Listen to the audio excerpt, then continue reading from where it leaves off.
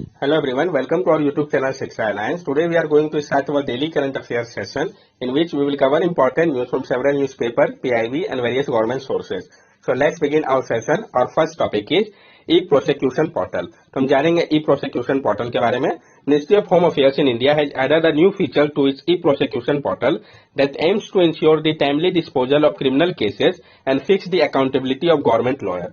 Ministry of home affairs जो है भारत का, उन्होंने ऐड किया एक नए फीचर्स को उनके ई प्रोसिक्यूशन पोर्टल पे, जिसका मकसद है इंश्योर करना कि timely disposal of criminal cases का और फिक्स किया जाए अकाउंटेबिलिटी को गवर्नमेंट लॉयर्स के लिए. इसका वर्किंग समझते हैं. The feature will send alert to senior officer whenever a public prosecutor seeks to stay in criminal cases more than twice.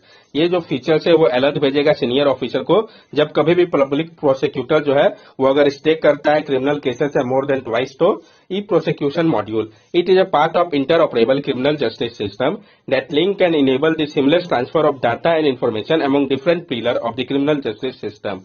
ये आपका पार्ट है इंटरऑपरेबल क्रिमिनल जस्टिस सिस्टम का, जो कि लिंक कर रहा है, इनेबल कर रहा है सीमलेस ट्रांसफर को डाटा का और इन्फॉर्मेशन का अलग अलग पिलर्स के लिए क्रिमिनल जस्टिस सिस्टम का. Government has implemented the module in 751 prosecution district and is working on software configuration for the remaining 153 district. Government ने इम्प्लीमेंट किया इस मॉड्यूल को 751 प्रोसिक्यूशन डिस्ट्रिक्ट के लिए और वो काम कर रहा है सॉफ्टवेयर कॉन्फ़िगरेशन के ऊपर ताकि रिमेनिंग 153 डिस्ट्रिक्ट में भी इम्प्लीमेंट किया जा सके. इंटरऑपरेबल क्रिमिनल जस्टिस सिस्टम के बारे में हम जान ले क्या पर्पस है इसका. A national platform for integrating the IT system use for the delivery of criminal justice in India. ये एक नेशनल प्लेटफॉर्म है जिसमें इंटीग्रेट किया जा रहा है आईटी सिस्टम को ताकि उसका उपयोग किया जा सके आईटी सिस्टम का डिलीवर करने के लिए क्रिमिनल जस्टिस को भारत में. पिलर्स की अगर हम बात करें तो पुलिस थ्रू सीसीटीएनएस, फॉरेंसिक, ई कोर्ट, ई प्रोसिक्यूशन, ई प्रिजन, ये सारे इसके पिलर है. कैसे इंप्लीमेंट किया जा रहा है इसको. तो national crime record bureau is responsible for implementation in association with national informatics centre. जो नेशनल क्राइम रिकॉर्ड ब्यूरो है वो रिस्पॉन्सिबल है इसके इम्प्लीमेंटेशन के लिए मिलकर नेशनल इंफॉर्मेटिक्स सेंटर के साथ. कोलैबोरेशन की अगर हम बात करें, the project is being implemented in collaboration with state and union territory. ये जो प्रोजेक्ट है इसको इम्प्लीमेंट किया जा रहा है कोलैबोरेट करके स्टेट एंड यूनियन टेरिटरी के साथ. इंफ्रास्ट्रक्चर तो डेडिकेटेड और secure cloud based infrastructure with high speed connectivity का इंफ्रास्ट्रक्चर इसके लिए है. फेजेस की अगर हम बात करें तो दो फेजेस है. Phase 1 individual IT system implemented and stabilize the search of record enable. पहले फेज में इंडिविजुअल आईटी सिस्टम को इम्प्लीमेंट किया गया, स्टेबलाइज किया गया और जो सर्च है रिकॉर्ड का उसको इनेबल किया गया. फेज सेकंड में जो सिस्टम उसको बिल्ड किया जा रहा है one data one entry principle के ऊपर ताकि सीमलेस डाटा ट्रांसफर हो सके. क्या बेनिफिट होगा इससे. Seamless transfer of data and information among different pillar of the criminal justice system, improve efficiency, reduce delay, increase accountability and better conviction rate. जो seamless transfer होगा डाटा और information का अलग अलग पिलर में क्रिमिनल जस्टिस सिस्टम का, इससे efficiency improve होगा, डिले कम होगा, अकाउंटेबिलिटी बढ़ेगी और कन्विक्शन रेट बेटर होगा. For sexual assault case, investigation tracking system for sexual offences to track investigation into sexual assault cases across the country every 2 months. जो investigation tracking system होगा sexual offences में, ये track करेगा investigation को sexual assault cases का across the country के लिए हर एक 2 मंथ पे.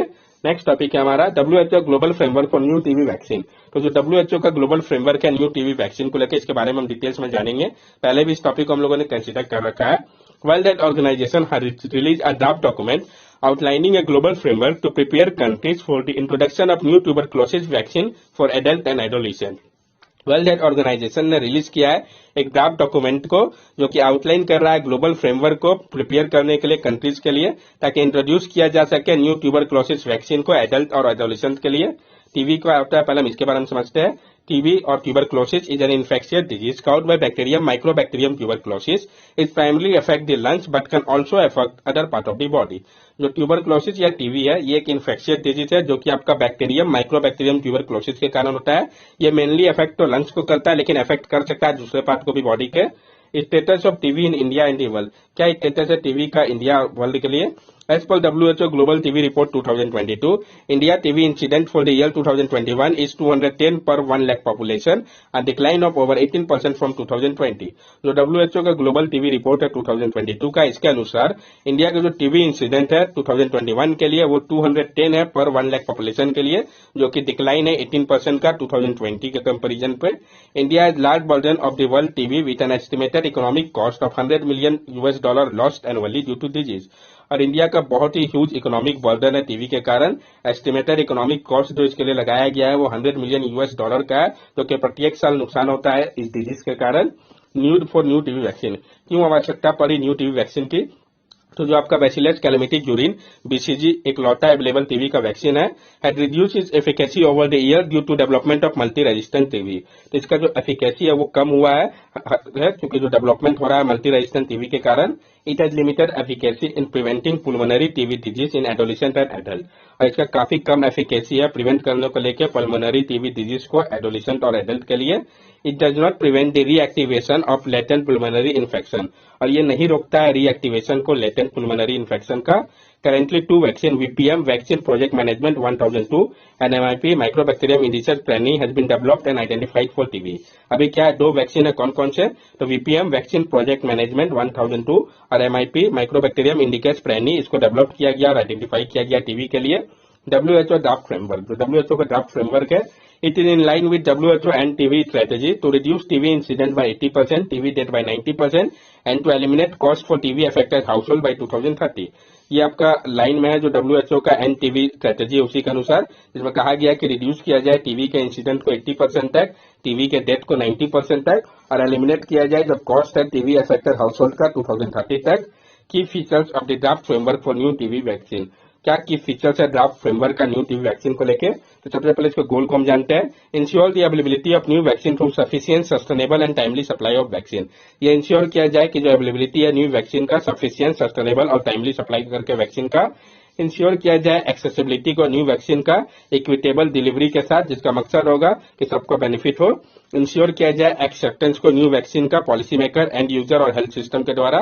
टारगेट पॉपुलेशन की अगर हम बात करें तो adult and adolescent who see 90% of all TB cases with a target approach toward main transmitter of pulmonary TB disease. जो एडल्ट या एडोलेसेंट है जिनको हम देखते हैं 90% सारे टीबी केसेस में, जिनका टारगेट अप्रोच जो है वो मेन ट्रांसमीटर को लेकर है पुल्मोनरी टीबी डिजीज के लिए। कैरेक्टरिस्टिक ऑफ वैक्सीन, क्या कैरेक्टरिस्टिक है वैक्सीन का?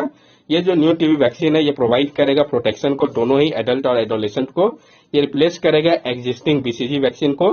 साथ साथ इसका जो एफिकेसी है वो कम से कम 50% का होगा और लास्ट करेगा कम से कम 2 साल के लिए। जो बूस्टर है हर एक 5 से 10 ईयर में लिया जा सकता है।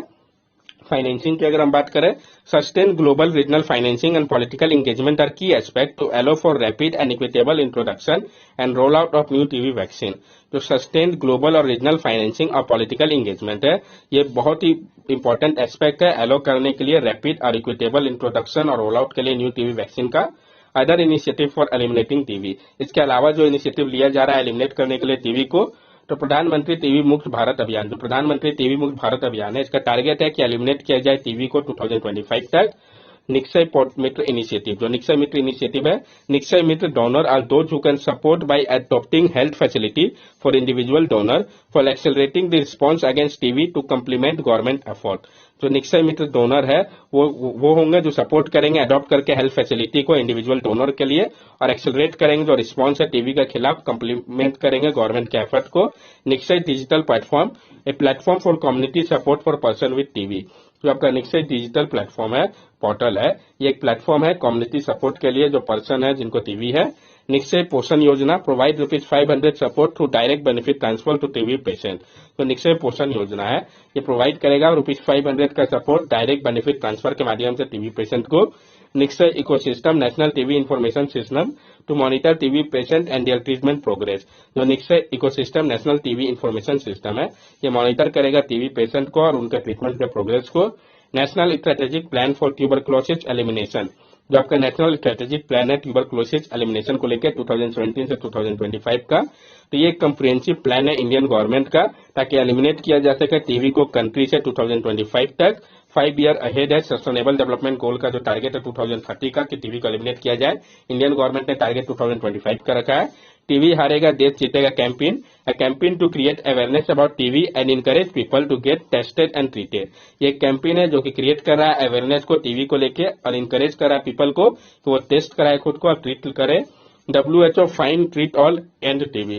जो WHO का fine treat all end TB है, ये एक जॉइंट इनिशिएटिव है WHO global fund stop TB partnership का, ताकि इंक्रीज किया जाए नंबर ऑफ पीपल को जिनको टीबी है, उनको डायग्नोसिस को लेके ट्रीटेड और क्योर, और जो एक्सलेटेड प्रोग्रेस है गोल का, ताकि एंड किया जा सके टीबी के एपिडेमिक को 2030 तक, ताकि जो टारगेट है सस्टेनेबल डेवलपमेंट गोल का उसको अचीव किया जा सके। कंप्लीट ह्यूमन जीनोम, तो जो कंप्लीट ह्यूमन जीनोम है इसके बारे में हम जानेंगे, पहले भी इसे कंसिडर कर रखा है। पहली बार है कि जो complete end to end human genome है इसको पब्लिश किया गया है। जो साइंटिस्ट है उन्होंने फाइनली फाइल किया है जो गैप था ह्यूमन जीनोम को लेकर, जो कि प्रीवियसली कंफ्यूज करता था। क्या होता है जीनोम? तो जीनोम जो है ये एक जेनेटिक मटेरियल है जो कि प्रोवाइड करता है इंस्ट्रक्शन को डेवलपमेंट, ग्रोथ और फंक्शनिंग के लिए सारे लिविंग ऑर्गेनिज्म के लिए, जो कि कंपोज करता है डीएनए को, जिसका सीक्वेंशियल केमिकल बेसिस होता है जो डिटरमाइन करता है ऑर्गेनिज्म के कैरेक्टरिस्टिक को। जर्मन बॉटनिस्ट जो थे आपके हेंस विंकलर, उन्होंने कॉइन किया था वर्ल्ड जीनोम को 1920 पे। तो किसने कॉइन किया था इस टर्म को? तो जर्मन बॉटनिस्ट हेंस विंकलर ने, कब? 1920 पे, जो कि कंबाइन करता है वर्ड जीन को सफिक्स ओम के साथ। इसका मतलब है कंप्लीट सेट, जो डिस्क्राइब करता है फुल डीएनए सीक्वेंस को जो कंटेंट होता है इस सेल पे। What is genome sequencing? Genome sequencing है क्या? तो ये एक प्रोसेस है जो डिटरमाइन करता है कंप्लीट डीएनए सीक्वेंस को ऑर्गेनिज्म के जीनोम का। ये इन्वॉल्व करता है, आइडेंटिफाई करता है जो ऑर्डर है न्यूक्लियोटाइड का, यानी एडिनोसिन, नाइसिन, साइटोसिन, ग्वानिन का, जो कि तैयार करता है डीएनए मॉलिक्यूल को हर एक क्रोमोसोम के लिए ऑर्गेनिज्म का। An analogy to understand genome, ये एक एनालॉजी है जो कि मदद करता है समझने में जीनोम को। तो जो जीनोम है ये कंपेयर किया जा सकता है रेफरेंस बुक से। इसके एनालॉजी पे जो जीनोम है वो कंटेन करते हैं डीएनए के इंस्ट्रक्शन को लाइफ के लिए। ये कंपोज करता है vice array of nucleotide letter को, जो कि पैक्ड होता है क्रोमोसोम चैप्टर पे। हर एक जो क्रोमोसोम होता है वो कंटेन करता है जीन्स यानी पैराग्राफ को, जो कि रीजन है डीएनए के लिए, जो कोड करता है स्पेसिफिक प्रोटीन को, जो अलो करता है ऑर्गेनिज्म को फंक्शन करने के लिए। क्या इश्यू था? तो जो ह्यूमन जीनोम प्रोजेक्ट था इसको कंप्लीट किया गया था फर्स्ट ह्यूमन जीनोम को 2003 पे, लेकिन साइंटिस्ट जो थे वो नहीं एक्चुअली एबल थे एक साथ ला पाने में सारे जेनेटिक इन्फॉर्मेशन को जीनोम के लिए। इसके कारण क्या था? बहुत सारा गैप था, अनफुलफिल्ड या रिपीटेटिव रीजन था, जो कि काफी कंफ्यूज कर रहा था सब इसको एक साथ लेके। लेकिन जो एडवांसमेंट हुआ टेक्नोलॉजी का, इस गैप को अब फिल कर लिया गया है। तो क्या फाइंडिंग है कंप्लीट ह्यूमन जीनोम का, इसको हम समझते हैं। तो नंबर की अगर हम बात करें तो जो ह्यूमन जीनोम है ये कंटेन करता है रफली 3 बिलियन न्यूक्लियोटाइड को। तो आप समझ सकते होंगे कितना ह्यूज नंबर हो गया, 3 बिलियन न्यूक्लियोटाइड को। Protein coding genes, just under 20,000 protein coding genes make up less than 2% of human DNA, और जस्ट अंडर 20,000 जो प्रोटीन कोडिंग जीन्स है वो तैयार करता है लेस देन 2% ह्यूमन डीएनए को। Non coding DNA, the remaining 99% of non coding DNA sequence that do not produce protein, और जो बचा हुआ 99% होता है नॉन कोडिंग डीएनए सीक्वेंस का, वो नहीं प्रोड्यूस करता प्रोटीन को। repetitive element, over 50% of the human genome is repetitive with multiple copies of near identical sequence, और 50% जो ह्यूमन का जीनोम होता है वो रिपीटेटिव होता है, जिसमें मल्टीपल कॉपी होता है नियर आइडेंटिकल सीक्वेंस का। What is repetitive DNA? ये रिपीटेटिव डीएनए होता क्या? तो ये रिफर करता है सीक्वेंस को डीएनए का जो कि रिपीट हो रहा है मल्टीपल टाइम जीनोम में ऑर्गेनिज्म के। ये जो रिपीटेटिव सीक्वेंस होता है वो शॉर्ट होता है, कंसिस्ट करता है सिर्फ कुछ न्यूक्लियोटाइड को, या बहुत लंबा होता है जो कंटेंट करेगा 100 या थाउजेंड्स ऑफ न्यूक्लियोटाइड को। क्या उपयोग है इसका? कुछ जो रिपीटेटिव डीएनए सीक्वेंस होता है उसको पाया गया है कुछ इंपॉर्टेंट फंक्शन के लिए, जैसे कि रेगुलेट करने के लिए जीन के एक्सप्रेशन को, मेंटेन करने के लिए स्ट्रक्चर को क्रोमोसोम का, या प्रोटेक्ट करने के लिए इंसर्शन को फॉरेन डीएनए का। लेकिन बहुत सारा रिपीटेटिव सीक्वेंस जो है जिसको कोई भी फंक्शन नहीं पता चला है, जिसको रिफर किया गया है जंक डीएनए के तौर पे। What is satellite DNA? फिर सैटेलाइट डीएनए क्या है?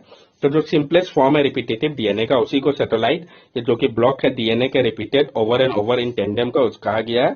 सैटेलाइट डीएनए जो है ये पाए जाते हैं टेलोमियर्स पे, जो कि प्रोटेक्टिव एंड होता है क्रोमोसोम का, और सेंट्रोमियर्स में, जो कि मदद करते हैं जेनेटिक इन्फॉर्मेशन को इंटैक्ट रखने में सेल डिवीजन के दौरान। नेक्स्ट टॉपिक हमारा डब्बा ट्रेडिंग। हम जानेंगे डब्बा ट्रेडिंग के बारे में। तो जो नेशनल स्टॉक एक्सचेंज है एनएसई, उसने इश्यू किया है बहुत सारे नोटिस को पास्ट वीक में, और वार्न किया है रिटेल इन्वेस्टर को वो नहीं सब्सक्राइब करे व इन्वेस्ट करे डब्बा ट्रेडिंग पे। डब्बा ट्रेडिंग होता क्या है? तो जो इनफॉर्मल ट्रेडिंग है outside purview of stock exchange के, जो कि प्राइस मूवमेंट के कारण होता है, और ये जो ट्रेडिंग है ये किया जाता है एक्चुअली बाइंग और सेलिंग स्टॉक का फॉर्मल स्टॉक एक्सचेंज के बाहर। जैसे कि एक इन्वेस्टर जो है वो प्लेस करा एक बेट को पार्टिकुलर स्टॉक का, जिसका प्राइस पॉइंट मान लीजिए ₹1000 है, और जो स्टॉक प्राइस है बाद में वो बढ़ के 1500 हो गया, तो इन्वेस्टर वो प्रॉफिट किया ₹500 का, लेकिन जो स्टॉक प्राइस अगर फॉल होकर 900 का हो गया तो इन्वेस्टर को पे करना होगा जो डिफरेंस है डब्बा ब्रोकर्स का, वो यानी 100 से पे करना पड़ेगा। रिस्क इसमें क्या है, तो इन्वेस्टर का प्रोटेक्शन कम है, डिस्प्यूट रिजोल्यूशन मैकेनिज्म नहीं है, ग्रीवेंस रिड्रेसल मैकेनिज्म अवेलेबल है तो एक्सचेंज के पास, और जो पॉसिबिलिटी है ब्रोकर का डिफॉल्ट होने का, पे कर पाने में इन्वेस्टर या इंटाइटी को इंसॉल्वेंट या बैंकरप्ट होने के, ये काफी ज्यादा बढ़ जाता है। हाउ इज इट फैसिलिटेटेड, इसको कैसे फैसिलिटेट किया जाता है, तो जो ट्रांजैक्शन है इसको फैसिलिटेट किया जाता है कैश के माध्यम से और ऑपरेट किया जाता है अनरिकॉग्नाइज्ड सॉफ्टवेयर टर्मिनल के द्वारा। क्यों ये प्रॉब्लमेटिक है, तो ये मदद करता है डब्बा ट्रेडर्स को बचने से सेशन से, और ये आउटसाइड है फॉर्मल बैंकिंग सिस्टम के। इसका लीगल इम्प्लीकेशन क्या है, इसको रिकॉग्नाइज किया गया एक ऑफेंस के तौर पे सेक्शन 23 क्लॉज 1 के under security contract regulation act 1956 जो है आपका, उसके अनुसार, और इसके लिए कन्विक्शन है, ये इनवाइट कर सकता है इम्प्रिजनमेंट को अप टू 10 ईयर्स तक के लिए, और इसके लिए फाइन भी है 25 करोड़ का, ये दोनों सजा हो सकता है। That's all for daily current affair session. अगर आपको हमारी वीडियो अच्छी लगी हो तो हमारे चैनल सब्सक्राइब करें, हमारे वीडियो को लाइक करें और ज्यादा से ज्यादा शेयर करें। These are our social media link. From here also you can stay connected with us and give us your valuable feedback. Thank you and have a nice day.